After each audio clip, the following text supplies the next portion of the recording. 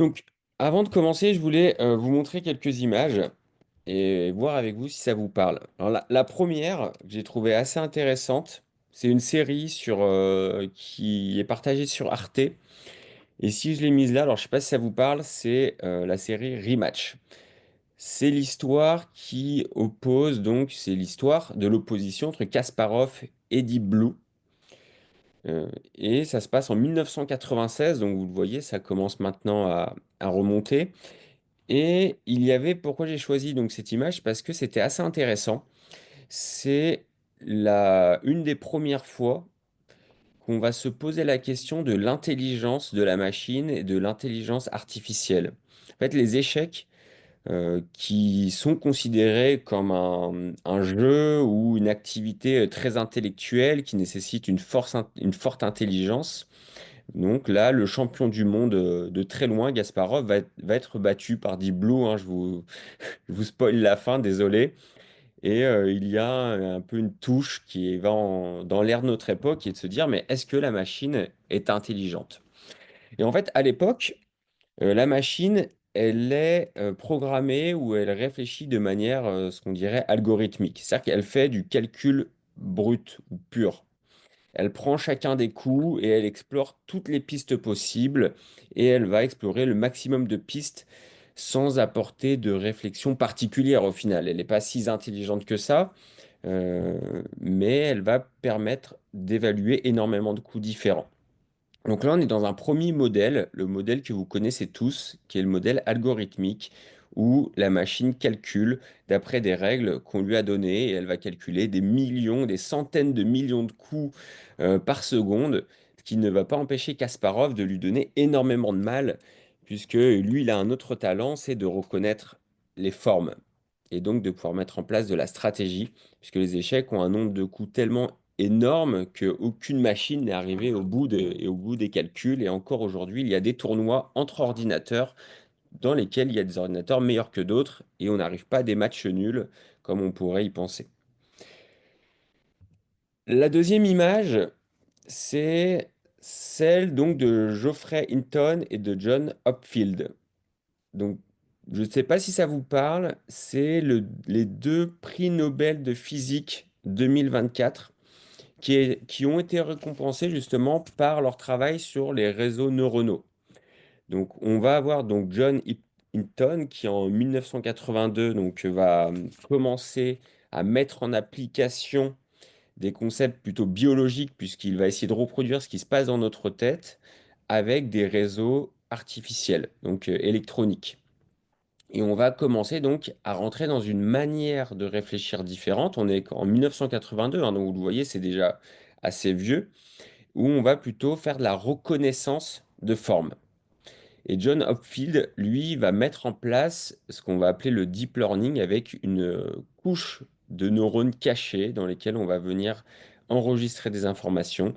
Et c'est comme ça qu'on va arriver donc sur la partie de deep learning, qui est la partie qui nous intéresse aujourd'hui parce que c'est celle-ci qui fait fonctionner les outils qu'on considère et qu'on appelle de nouveau comme de l'intelligence artificielle. Donc on n'est pas là pour rentrer dans un cours théorique sur l'intelligence artificielle, mais c'était aussi pour vous donner en fait l'évolution de la manière dont réfléchit l'ordinateur. Et je vous invite, pour ceux qui sont les plus curieux, à aller voir des vidéos sur la partie réseaux neuronaux. C'est super intéressant. Maintenant, on va arriver à la partie application, donc dans les achats.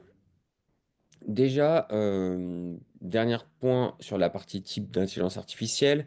En fait, la grande nouveauté pour nous tous, et c'est ce qui nous a tous bluffé avec ChatGPT, malgré que ça soit des technologies qui soient connues, comme vous l'avez vu, hein, depuis les années fin 82 pour John et 88 ensuite pour le deep learning, ça va être développé bien sûr petit à petit, donc ça va mettre des années à se mettre en place, mais la technique était connue. Et on a des usages déjà il y a plus d'une quinzaine d'années dans certains secteurs. Ce qui va faire la différence, c'est qu'on va appliquer en fait cette technologie au langage. Et on va permettre, notamment ChatGPT l'illustre, hein, il est qu'un des illustrateurs, mais il illustre très bien parce qu'on le connaît tous, d'enregistrer des milliards, enfin la quasi-totalité des textes disponibles dans cette intelligence artificielle pour qu'il soit capable de maîtriser le langage naturel.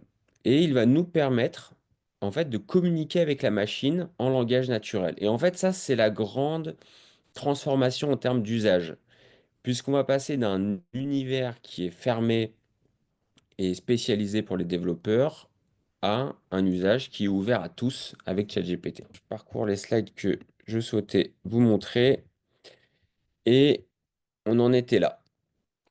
Donc sur la partie typologie d'intelligence artificielle. Encore une fois, l'intelligence artificielle, au final, comme j'ai essayé de l'illustrer par les slides précédents, en tout cas de l'expliquer pour ceux qui m'ont entendu, c'est l'illusion. On va pas rentrer dans des débats philosophiques, mais en tout cas, c'est l'impression que l'ordinateur raisonne de manière intelligente. Comme je l'ai dit plus tôt, on avait dans les années 90 dès l'utilisation de Deep Blue contre Kasparov l'impression qu'il était intelligent. Après, on a déterminé que non. Puis aujourd'hui, le langage naturel nous redonne cette sensation parce qu'il est capable de communiquer avec nous. Et on a plein d'autres formes d'intelligence artificielle, mais on ne va pas, encore une fois, rentrer dans un webinaire technique. L'objectif, c'est dans des cas pratiques. Donc l'IA dans les achats, donc c'est la capacité de la machine à effectuer des tâches qui normalement nécessitent l'intelligence d'un acheteur. Ok. L'avantage de l'IA, c'est qu'il apprend, il évolue et il s'adapte aux données que vous allez lui donner. Ok. Ce qui est important, c'est que pour l'instant, on est très loin du fantasme d'une intelligence artificielle qui remplacerait l'acheteur. Par contre, on est dès aujourd'hui dans une intelligence artificielle qui augmente et qui donne de nouvelles capacités à l'acheteur. L'acheteur reste au centre, mais il va se servir de cet outil comme il s'est servi de l'ordinateur jusqu'à maintenant et des différents logiciels pour améliorer sa productivité et améliorer le résultat de son travail. Donc, il faut imaginer l'IA en général comme un assistant junior. D'accord? Donc, il a une forme d'intelligence hein, qui est là. Il possède pas beaucoup d'informations avant que vous lui donniez. Et surtout, il a besoin que vous soyez extrêmement précis dans vos demandes pour être efficace. Et c'est dans la manière dont vous lui présentez son problème, le problème que vous rencontrez, que vous allez lui permettre de vous apporter la réponse qui vous satisfait. Donc ça, c'est important de garder cette image en tête. Essayez de vous imaginer quelqu'un qui arrive, qui est complètement junior. Si vous lui balancez une information brève, très peu expliquée, sans lui dire ce que vous attendez de lui, il y a très peu de chances que le travail réalisé soit au niveau de vos attentes. Et bien là, c'est exactement pareil. On va travailler sur ce qu'on va pouvoir lui demander. Et c'est là où rentre le sujet du prompt. Dans ce webinaire, on va essayer d'appliquer l'intelligence artificielle donc au processus source to pay. D'un côté, la partie plutôt source to contract, donc toute la partie stratégie, recherche de fournisseurs, gestion contractuelle. Et également, on va avoir des usages sur la partie procure to pay. Donc c'est toute la partie demande d'achat, commande, gestion des factures et paiement. Est-ce que certains d'entre vous ont déjà mis en place de l'intelligence artificielle? Est-ce que certains d'entre vous ont déjà, je ne vais pas faire un sondage parce que ça risque d'être un peu long, mais je vous invite à me répondre dans le chat. Est-ce que certains d'entre vous ont déjà utilisé, je pense que vous allez me dire tous oui, une intelligence artificielle et peut-être ChatGPT ou peut-être d'autres? Copilote, ChatGPT, ok, très bien. ChatGPT, ok. Ok, Gemini, en effet, en plus, quand vous avez tous ces outils maintenant très faciles d'accès, si vous avez Google, vous cliquez sur les petits points et dans tous les outils Google, il vous propose Gemini également. Ok, super. Donc on voit qu'on est surtout sur des modèles, sur donc des modèles de langage naturel qui permettent d'échanger avec ces outils qui possèdent une énorme capacité de traitement de données. Ok. Est-ce que certains d'entre vous ont déjà fait ce qu'on appelle du fine-tuning? avec ces outils. Peut-être que certains ne savent pas du tout ce que ça veut dire le fine-tuning.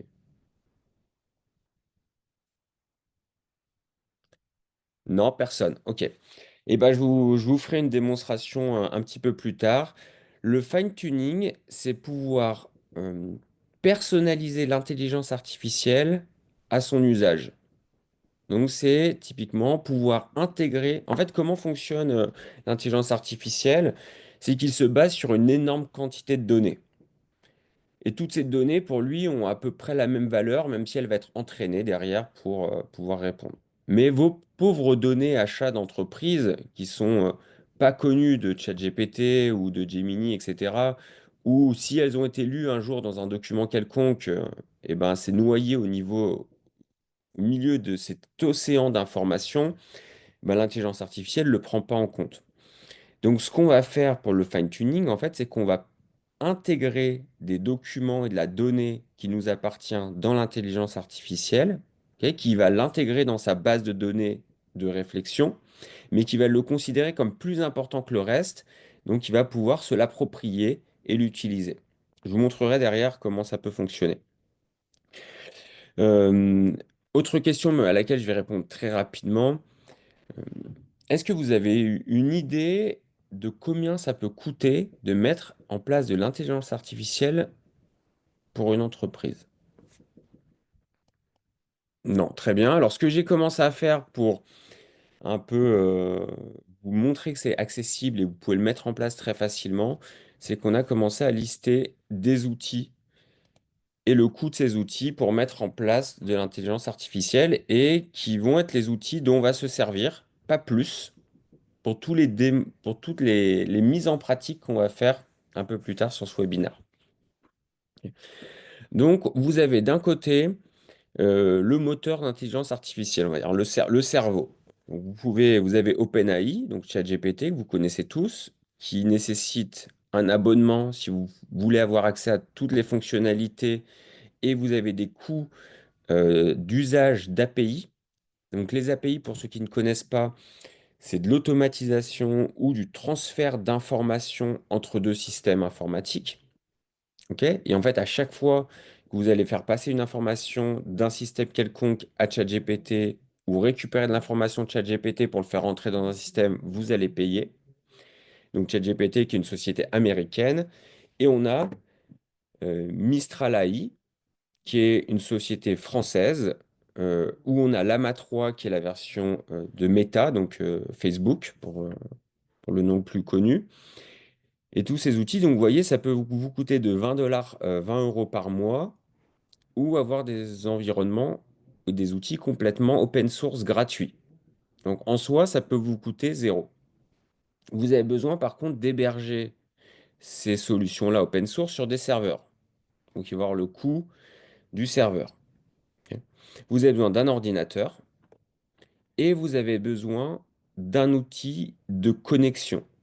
Ok. C'est ce qu'on appelle aujourd'hui des outils de no-code. C'est des outils qui vont nous permettre de connecter OpenAI avec Google Sheet, qui vont vous permettre de connecter votre outil CRM ou d'achat avec d'autres solutions. Donc nous, là, pour l'exemple, on va prendre N8N et je vais vous montrer un peu comment ça marche parce que je suis sûr que au moment où je vous l'explique, pour beaucoup d'entre vous, ça reste assez obscur et que mes mots sont sûrement pas suffisamment clairs.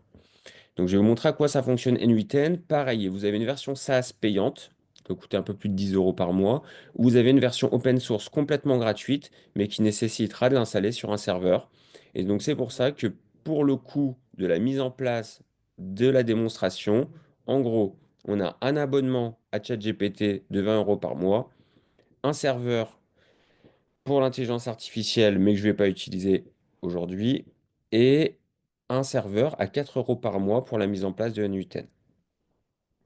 Donc, on peut commencer avec quelques dizaines d'euros à mettre en place des outils d'intelligence artificielle qui vont nous aider dans notre métier d'acheteur.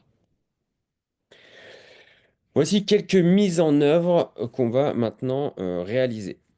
Je vais vous montrer dans un premier temps la réalisation d'une cartographie des achats, donc on pourrait dire en deux temps avec l'analyse des tableaux de bord qui sont issus de cette cartographie. Oui, pourrais vous transmettre les slides si vous le souhaitez.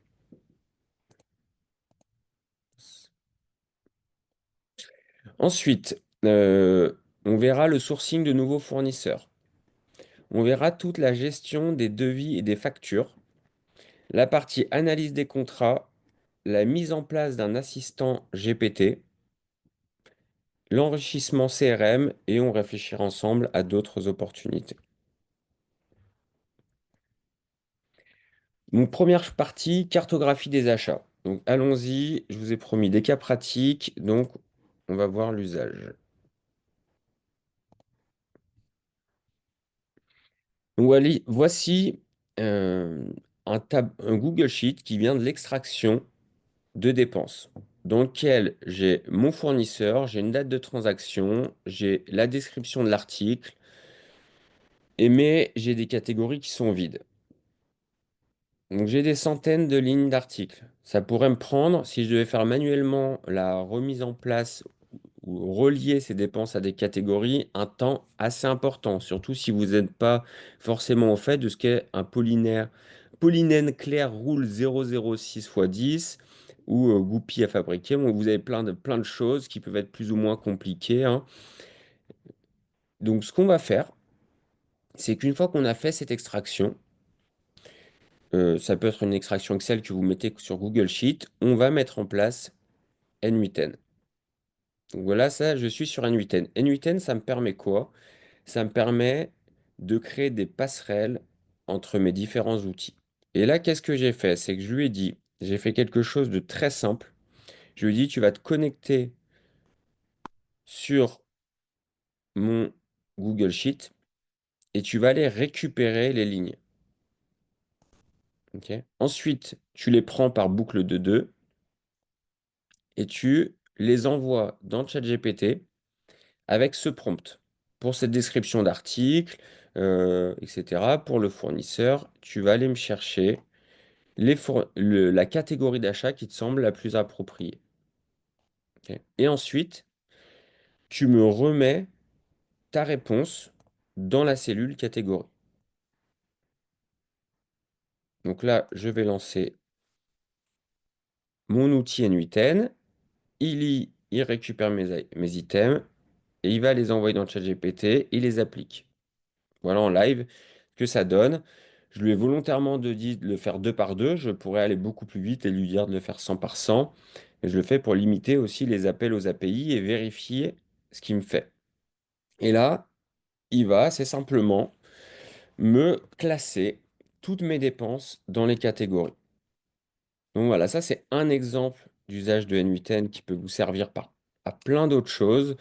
Mais déjà, un usage intéressant, c'est de classer les catégories. Nous, ce qu'on fait chez BME, c'est qu'on l'intègre à notre outil procurement pour que quand la personne renseigne son article dans le logiciel, automatiquement, on lui propose une catégorie et ensuite, c'est à lui de la modifier ou pas s'il n'est pas d'accord.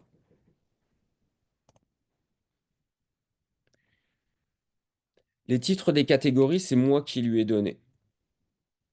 L'API, ça coûte en fait à mettre en place N8N, c'est le prix que je vous ai donné tout à l'heure. Mais ensuite, le coût d'une API, ça dépend de l'outil que vous utilisez. Si c'est déjà ChatGPT, j'ai oublié les prix et ça change souvent, donc je vous laisserai regarder, c'est quelques centimes. En fait, là, dans ce cas-là, je lui ai mis dans le prompt. Dans mon prompt, si je reviens, je vais l'arrêter, parce que ça sert à rien qu'il me fasse toute la liste. Si je reviens dans mon prompt, c'est bien visible. Je l'ai fait comme ça. J'aurais pu aussi venir l'enrichir d'une base externe. Mais je lui ai dit, pour cette description d'article, je récupère la description d'article de mon Google Sheet. Veuillez catégoriser dans l'une des catégories achats. Et là, je lui mets les catégories achats qui m'intéressaient. Alimentation et boissons, composants électriques et électroniques. Je lui donne aussi des exemples pour renforcer sa capacité à repérer dans quelle catégorie il doit le mettre. Donc là, on a construit un prompt sur mesure. Et je lui dis comment il va réfléchir à cette catégorisation. Il regarde l'article, il réfléchit à l'utilisation de l'article, et ensuite il va sélectionner la catégorie la plus appropriée. Et s'il ne trouve pas, je lui dis de regarder le fournisseur. Et s'il ne trouve toujours pas, je lui dis de me mettre pour pas qu'il me remplisse quoi qu'il arrive la solution, je lui dis qu'il me mette comme non catégorisé. Donc là, ça me permet de remplir déjà les catégories. Une fois que j'ai ces catégories, je vais pouvoir avoir avec toujours, et je ne vais pas vous faire une démonstration de Looker Studio, mais si vous êtes intéressé, ces deux outils Google, hein, Google Sheet et Looker Studio, il permet un peu comme vous faites votre tableau de bord Excel, de récupérer ces données et vous faire des tableaux de bord, et ça encore une fois, c'est complètement gratuit. Donc là, c'est la mise en place de tableaux qui sont bien sûr un peu plus élaborés que celui-ci, que j'ai gardé simple pour l'exemple, et qui me met des tableaux de bord. Ok. Donc vous avez votre catégorisation d'achat, vous avez vos différents tableaux de bord que vous avez personnalisés.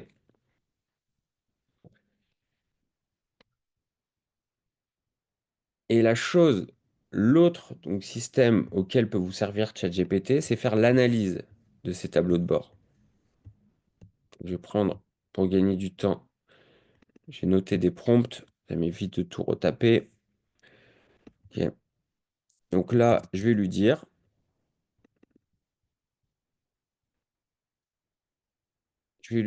qu'il se positionne. Donc je vais lui dire qui je suis. Plus vous lui donnerez d'éléments sur votre contexte, plus il sera précis dans la réponse. Et je vais lui donner les trois tableaux de bord,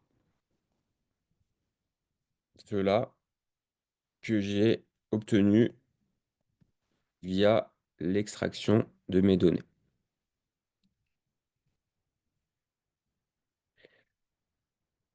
J'ai pas besoin. Et je vais lui dire donc, moi je suis directeur achat, j'aimerais qu'il se positionne comme un consultant externe, je veux qu'il analyse les tableaux de bord et qu'il me fasse des recommandations et qu'en plus de ces analyses, pour chacune des recommandations, je veux qu'il me donne un niveau d'opportunité de gain, un niveau de difficulté et un temps de mise en place et qu'ensuite qu'il me résume tout ça dans un tableau. Donc là, c'est des screenshots hein, du Looker Studio que j'ai obtenu avec des extractions Excel qui sont retraitées grâce à l'intelligence artificielle. Donc lui, il va prendre ces tableaux et il va venir me faire des recommandations.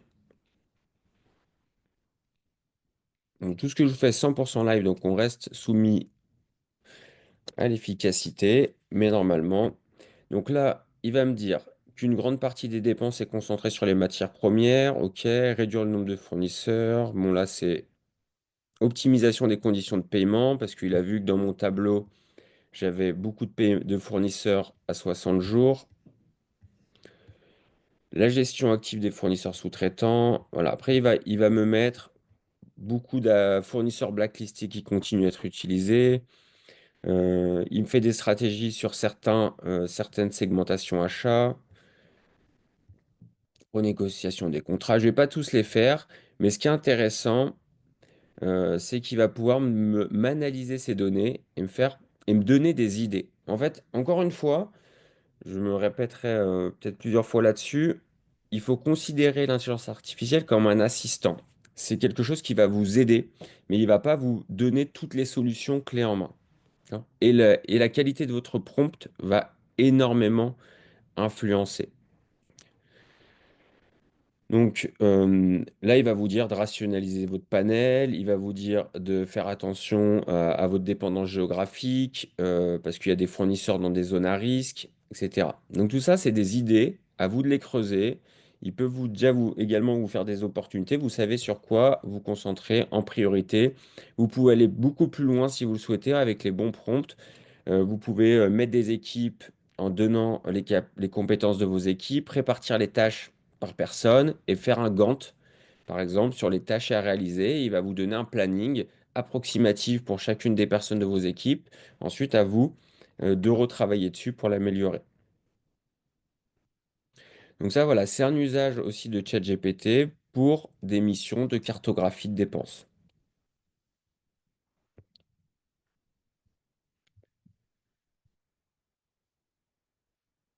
Donc, cartographie des achats. Ensuite, autre exemple d'usage de ChatGPT, c'est la partie sourcing fournisseur. Ce que vous pouvez faire, donc, c'est demander à ChatGPT de vous trouver des fournisseurs. Voilà. je vais prendre le format preview, je vais dire.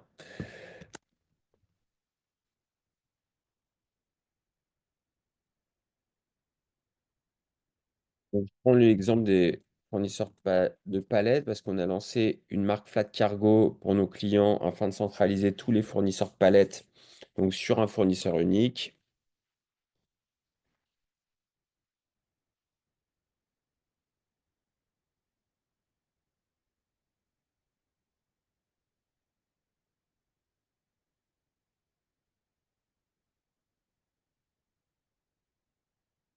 Plein de fautes, hein, pas de S, etc. C'est pas grave, on fait vite.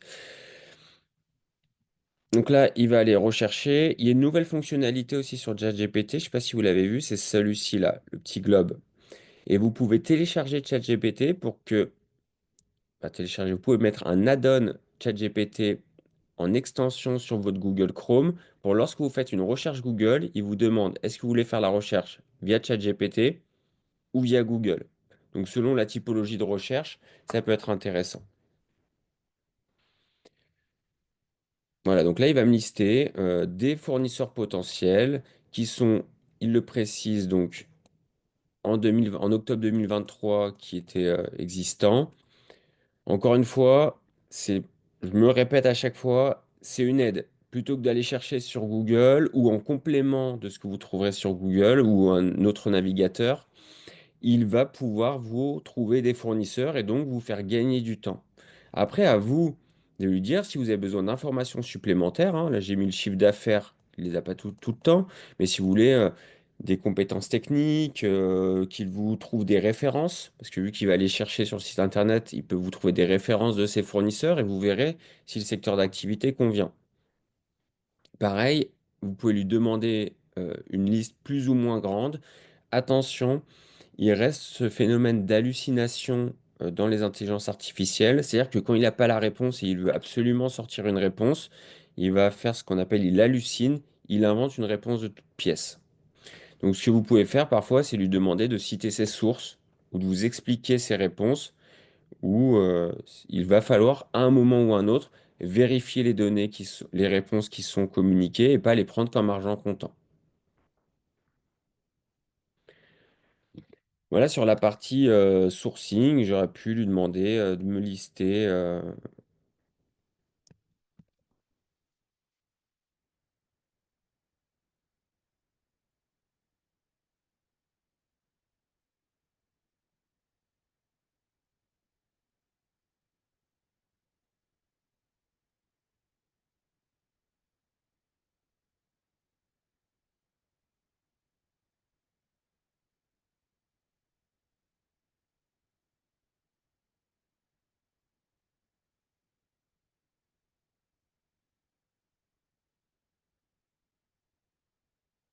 Et là, il va pouvoir me lister des fournisseurs qui peuvent répondre à mes problématiques.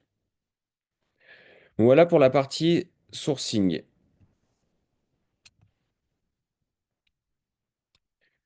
Un outil super intéressant sur lequel on vient, c'est la gestion des devis et des factures.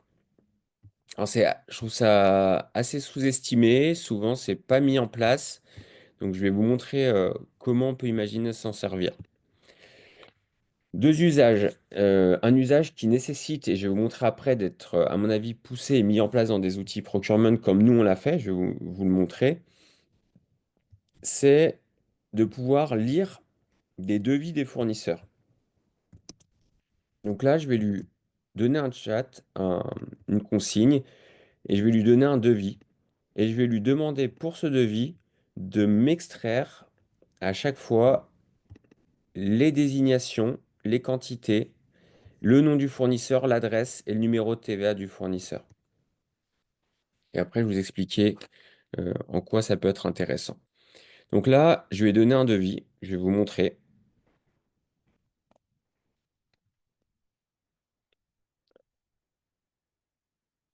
Donc c'est ce devis-là.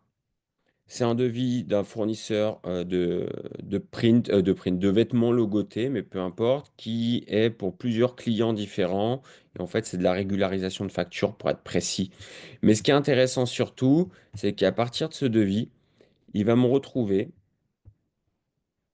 le nom du fournisseur et son numéro de TVA. Alors là, ce prompt que j'ai fait plein de fois, il me l'a pas mis les lignes d'article. Je vais lui reposer la question.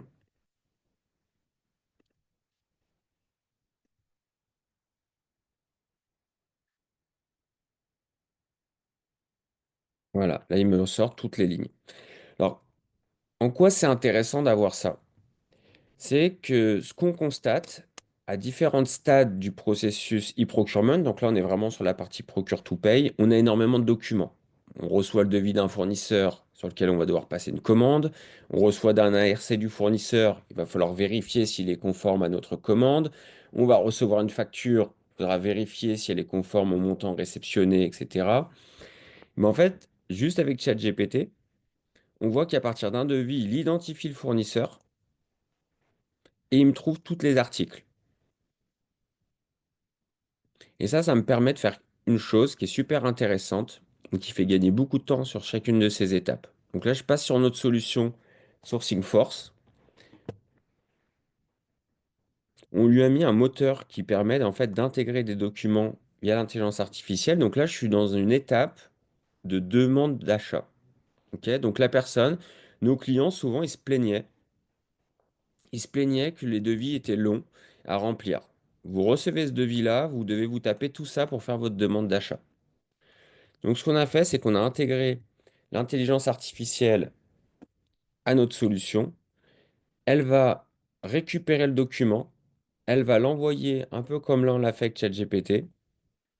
Elle va lire tout le document et elle va repérer qui est le fournisseur, quelles sont les lignes d'article avec la désignation, le prix, le montant total du document. Voilà, donc là il a lu le document, il a retrouvé, j'enregistre, ma demande d'achat elle est prête. J'ai le fournisseur, j'ai les articles, j'ai tout. J'ai plus qu'ensuite à passer à l'étape circuit de validation. Et ça, bien sûr, tout ça aussi est déjà automatisé dans les outils. Et pareil, vous récupérez un ARC, hop, on extrait les données de l'ARC, on vérifie s'il est conforme au bon de commande. Et on peut imaginer pareil sur la partie facturation.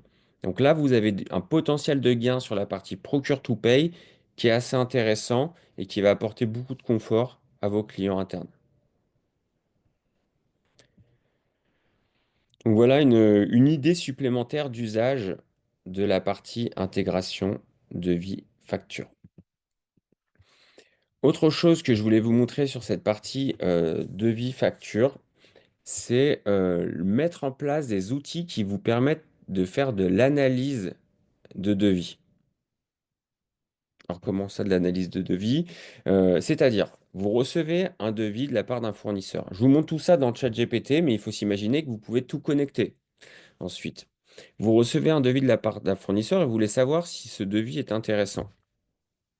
Donc, on va prendre, euh, voilà, on va lui dire de me comparer un devis. Je lui pose ma question, je lui donne mon devis.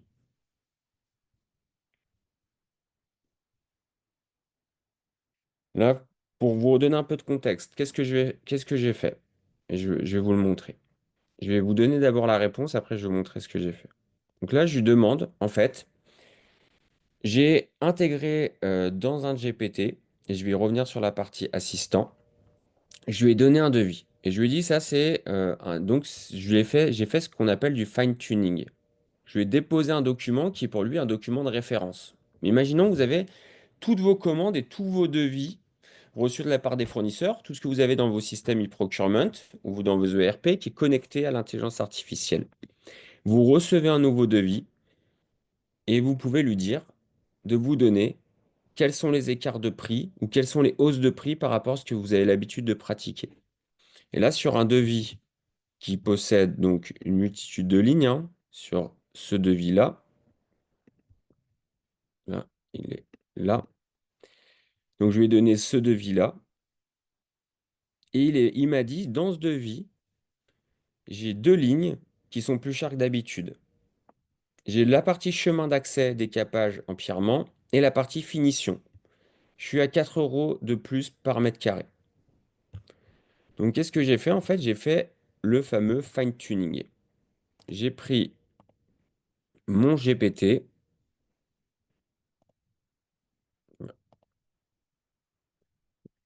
là, j'ai pris mes GPT, hop là, je vais vous montrer un peu comment on fait après. J'ai fait un GPT comparateur de devis et analyse de prix. Et cette fois-là, pour l'exemple, je lui ai donné qu'un devis. Je lui ai donné ce qu'on appelle une base de connaissances. Et c'est ça le fine-tuning en fait. C'est que vous allez lui donner des informations qui vont être clés pour lui. Et vous pouvez aller plus loin, vous pouvez le configurer en faisant de l'apprentissage guidé. Vous allez lui dire, il va vous donner des réponses, vous allez le perfectionner. Vous allez lui dire comment est-ce qu'il aimerait, vous aimeriez qu'il vous réponde. Et petit à petit, il va s'améliorer. Et vous allez plus être dans le chat GPT, vous allez être dans votre GPT. Ok. Et il va pouvoir faire ce que je viens de réaliser à partir d'une base de données d'articles ou de prix, vous analysez un nouveau devis. Après, vous pouvez vous imaginer plein d'usages similaires si les bases de données sont suffisamment grandes. Donc, comment ça se passe pour créer un GPT dans ChatGPT? Vous allez, vous, souvent avoir juste ici ChatGPT quand vous vous connectez. Vous allez explorer les GPT. Vous pouvez même trouver des GPT disponibles, hein. Vous pouvez même trouver ici un assistant achat réalisé par BME.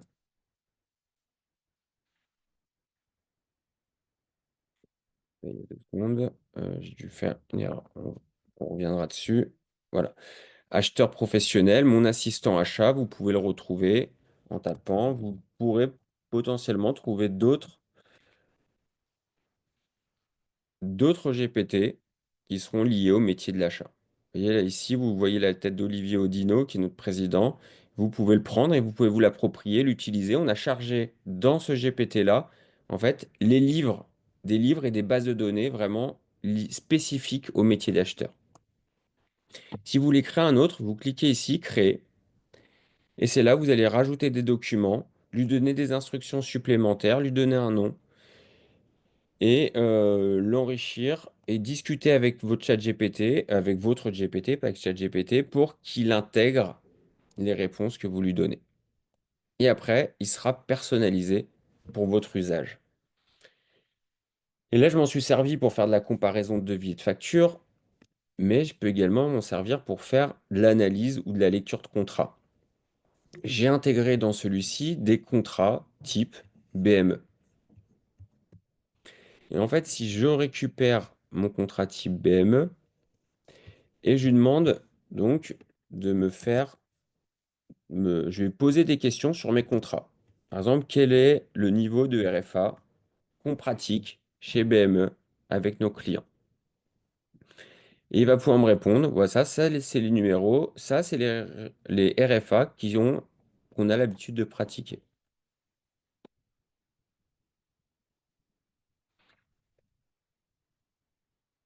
Alors, il existe, et les extraits, je vais répondre du coup au fur et à mesure. Après, je vais essayer de pas trop dépasser le temps. La partie langue, ChatGPT, lui, peu importe, parce qu'il est dans un modèle statistique, donc il comprend aussi bien l'anglais que le français, l'allemand, sans aucune différence. Vous pouvez switcher en plein milieu de votre conversation. Ça va pas, le mélanger. Alors, bien sûr, lui, si vous lui mettez des devis, j'ai pas fait le test en français et que l'article du coup est en français, il va se baser sur la correspondance entre l'article, le nom de l'article et le prix. Donc pour lui, c'est pas vraiment la langue française qui compte, hein, c'est le mot. Et le mot, il est dans la langue. Les infos introduites dans l'IA sont-elles stockées sur l'IA? Coût de la confidentialité. Donc, alors, en effet, tout ce que vous stockez, en tout cas avec ChatGPT, est stocké chez OpenAI. Donc, vous avez le risque que ces informations soient réutilisées pour améliorer les modèles, qu'ils puissent avoir des failles de sécurité, etc. Donc, vous pouvez faire des modèles qu'ils appellent sécurisés ou personnalisés. Je vous donnerai pas de conseils ou de non, enfin, je vous le déconseillerai pas ni je vous le conseillerais parce que je veux pas être responsable des données de votre entreprise. Par contre, ce que vous pouvez faire, si vous revenez en fait sur un des premiers slides que je vous ai montré avec les différentes solutions, si vous prenez Lama 3, si vous prenez Mistral AI, vous avez les solutions open source. Ces solutions open source, en fait, vous téléchargez le cerveau, hein, qui sont des lignes de code, vous l'installez sur votre serveur à vous que vous pouvez couper d'Internet, hein, si vous voulez rester en intranet, et vous allez avoir l'intelligence en local. Et là, toutes les données que vous allez lui rajouter sont vos données. Bien sûr, vous perdez certaines forces de l'intelligence artificielle parce qu'il va avoir des données plus faibles, même si quand vous prenez ce cerveau, vous le prenez avec des fichiers, avec de la donnée, pour qu'il ait une quantité de données minimale suffisante pour lui permettre de fonctionner efficacement. Et dans ce cas-là, toutes les données que vous allez lui transmettre, ça sera complètement confidentiel.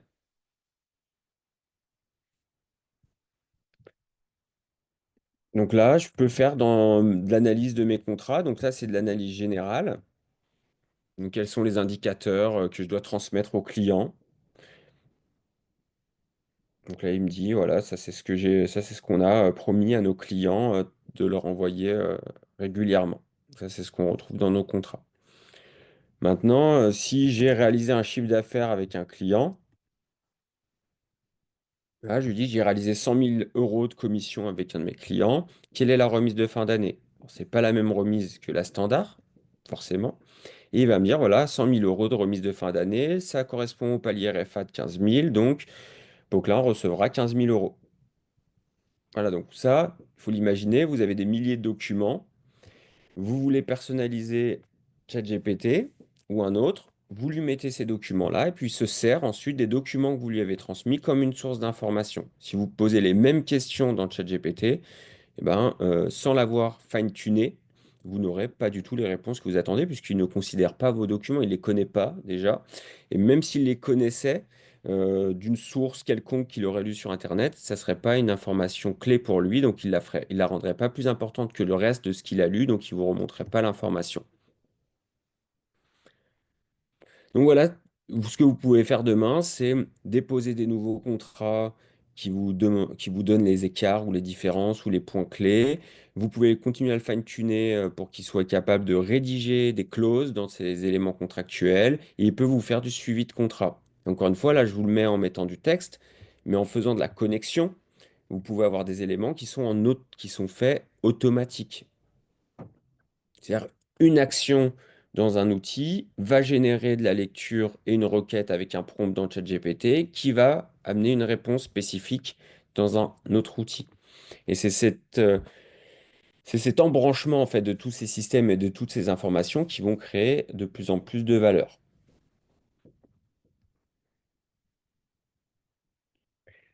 De la même manière, si maintenant j'ai intégré donc des devis et je veux connaître des prix de la part d'un fournisseur, donc là, je viens lui poser une question. Donc, j'ai intégré mes contrats fournisseurs et mes devis fournisseurs.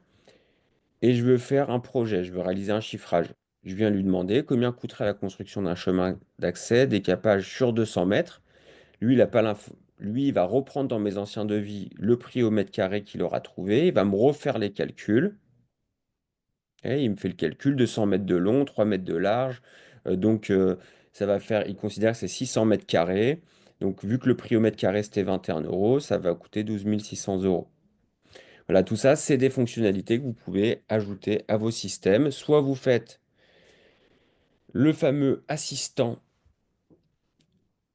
dans votre entreprise, et donc vos utilisateurs vont correspondre par de l'échange de texte. Et vous avez maintenant la version ChatGPT, vous pouvez communiquer à l'oral avec lui et ça fonctionne très bien. Il vous parle, il vous répond, il comprend vos questions. Soit vous pouvez également le faire de manière connectée avec vos outils pour récupérer ces informations en automatique. Et c'est grâce à ça que donc vous allez pouvoir faire en interne un chatbot dédié à votre entreprise qui va pouvoir répondre à toutes les personnes chez vous quand elles ont des questions sur un process. Je suis dans telle situation, qui est-ce que je dois contacter? Je suis confronté à telle situation avec un fournisseur, comment je dois réagir, quels sont les processus à mettre en place, quels sont les documents à collecter, etc. Tout ça, donc, vous mettez tous vos processus dans l'intelligence artificielle, toutes les données d'intelligence artificielle. Si vous voulez protéger ça, vous le mettez sur un serveur dédié et vous avez votre chat personnalisé qui connaît votre entreprise par cœur. Si vous souhaitez aller plus loin, avec des outils comme N8N, vous pouvez également faire de la recherche sur Internet. Je vais vous montrer N8N. Si je voulais rajouter un nœud, vous voyez ici, il me demanderait tout où je vais chercher les informations. Vous avez des centaines d'apps. Vous pouvez manipuler les données avec des formats dématérialisés, HTML, XML. Vous pouvez aller chercher des informations sur Internet avec des HTTP request. Donc typiquement, vous avez des fournisseurs. Vous allez aller lui dire d'aller chercher une série d'informations qui va venir récupérer et renseigner dans un Google Sheet ou dans un outil type SRM. Et vous pouvez lui dire d'agir tous les mois, toutes les semaines, etc. Ça, c'est à vous ensuite de paramétrer tout ça. Ça peut vous servir à faire de la veille sur des concurrents, à faire de la veille sur des fournisseurs. Il n'y a que votre imagination qui peut vous restreindre.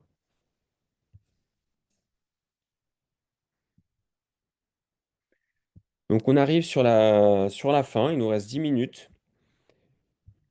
Donc, il y a plein d'autres opportunités, hein. Le risque fournisseur, grâce avec un outil comme N8N, avec la recherche sur Internet, etc., ou en connectant à d'autres outils que vous avez déjà mis en place sur le risque, bah, vous pouvez vous mettre de la collecte et de la synthétisation d'informations, puisqu'il va récupérer toutes ces données et va vous en faire une synthèse.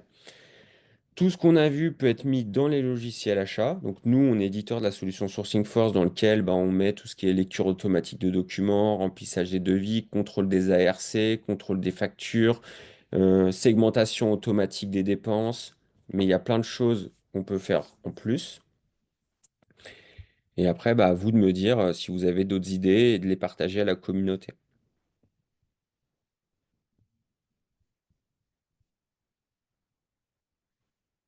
Il n'y a pas besoin, quels que soient les outils, il n'y a besoin d'aucune compétence technique.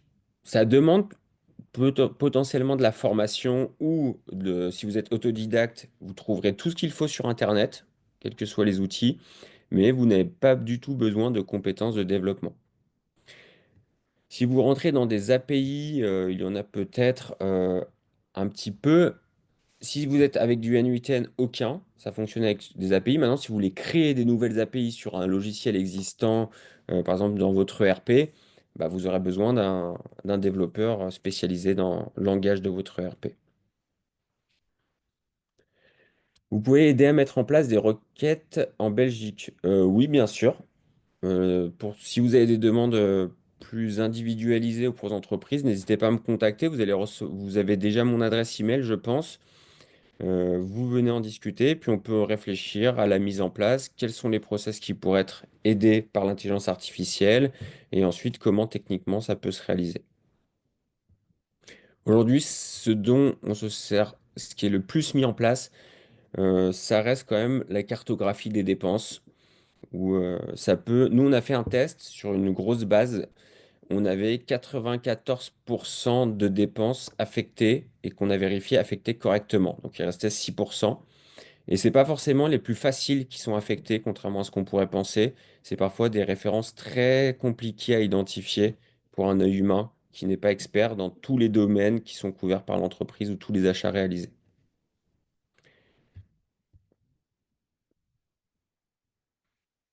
Pour utiliser ChatGPT en toute sécurité dans l'entreprise, si vous voulez absolument utiliser ChatGPT, vous avez la possibilité dans les paramétrages donc de mettre des versions privées qui, en théorie, je dis bien en théorie, mais normalement il devrait dire la vérité, ne peut pas être utilisé, n'est pas utilisé en fait par ChatGPT. Enfin, ils gardent quand même ces données sur leur serveur pour être transparent, mais ils n'utilisent pas ces données dans leur intelligence artificielle. Donc, elles restent privées. Dernière image pour clôturer. Je ne sais pas si vous connaissez cette personne. Vous êtes physionomiste, si vous y arrivez. Cette personne est maintenant décédée. Il s'agit de Gordon Moore, qui est donc un des fondateurs de Intel. Et il a énoncé la loi de Moore. Vous l'avez peut-être vu déjà à l'époque, ou à l'école, ou à d'autres moments de votre vie. La loi de Moore, en fait, il a expliqué en 1965 que la puissance de calcul double tous les 2 ans. Et en 1970, il va dire qu'il est déraisonnable de penser qu'on soit capable de doubler, parce qu'à certains moments, on atteindra des limites. Bon, il est revenu sur cette phrase tout le temps, et aujourd'hui, on continue de doubler tous les 2 ans. Donc, qu'est-ce que ça veut dire, doubler tous les 2 ans? Qu'il faut que vous imaginiez, c'est que dans 2 ans, l'écart de puissance de calcul sera équivalente de ce qu'on a fait depuis le début de l'invention du transistor, donc entre 0 et maintenant.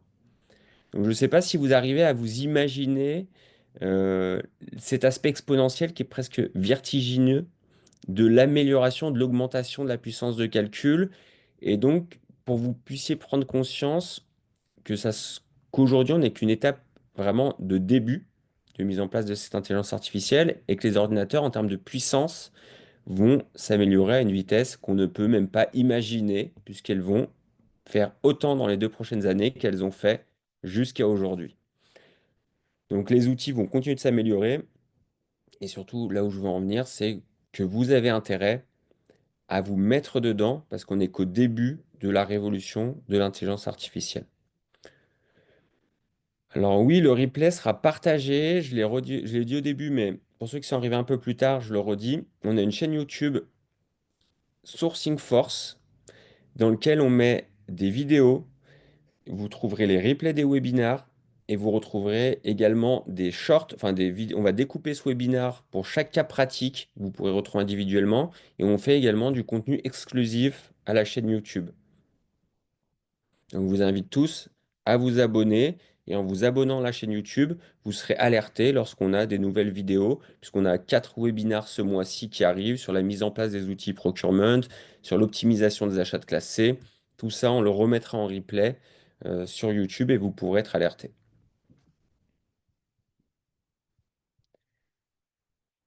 Je vous remercie. Je vous remercie tous pour votre présence. J'espère que vous avez trouvé ça intéressant, que ça va pouvoir vous aider à mettre en place des choses dans vos entreprises. Si vous avez besoin d'échanger avec moi ou si vous souhaitez échanger davantage, bah, vous pouvez me contacter. Vous avez mon adresse email, vous avez mon numéro de téléphone ou le numéro de téléphone du standard dans ma signature. Vous me contactez.